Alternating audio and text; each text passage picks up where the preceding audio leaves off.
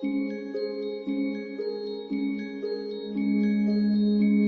wish my daughter didn't have to be the example. Sherry San Martin lives with one painful regret.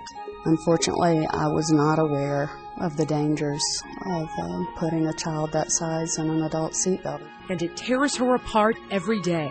There's not a moment that goes by that I don't wish that I had known. And I just wish so much to reach out to as many people as I can. In 1998, Sherry's 5-year-old daughter Drew was old enough to ride without a booster seat. The legal age was 4.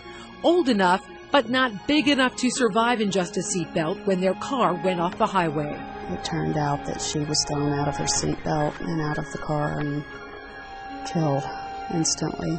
When I got to the top of the hill and I looked down 137 feet down at the upside-down car, my first thought was, did anyone survive that? Lisa Stroyan knows how lucky she is. I was pretty scared. I was panicking a lot. She and her son Alex survived a terrifying rollover crash.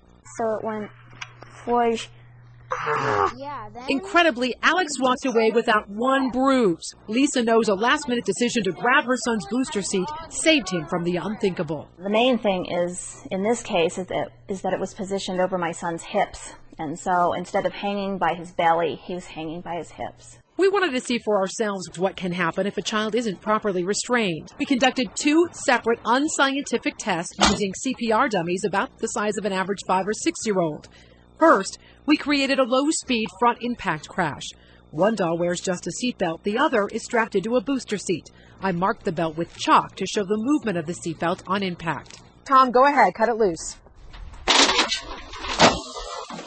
The car rolls about 17 to 18 miles per hour until it hits a snowbank. While both dolls stay in their seats, the belt on this one moved up across the neck and face, an area doctors say can cause serious soft tissue injury. But next time, the dummies weren't so lucky. We simulated a rollover, the type of crash that killed little Drew Arsenault. We start with a doll restrained only by a seatbelt. On the very first roll, see how far it rises from the seat, and the belt is up across the neck. 6 seconds later, the doll is thrashing violently across the seat, so hard in fact, the torso of the mannequin separates, bouncing off the interior and catapults out the vehicle. Hard to believe a booster seat can help in this scenario, but take a look at this. Same seatbelt, same doll, but restrained in a booster seat. The difference is amazing. Even after rolling 17 times, the doll stays firmly belted in at the hips and shoulders.